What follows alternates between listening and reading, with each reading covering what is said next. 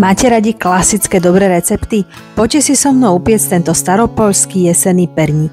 Budeme potrebovať 500 g hladkej múky, 2 vajíčka, 250 g medu, 1 lyžicu perníkového korenia, 125 g masla, 50 ml mlieka, pol lyžičke kypriaceho prášku a sódy, 150 g cukru.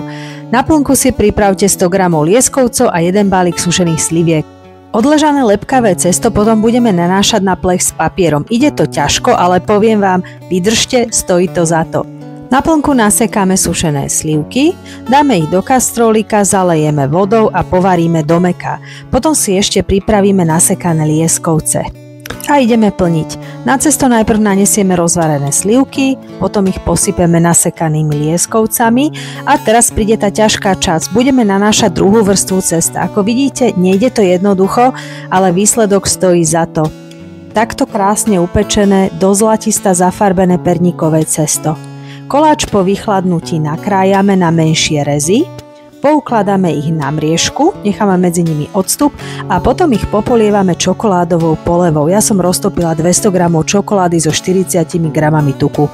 Ozdobila som ich ešte troškou kokosu a hotovo.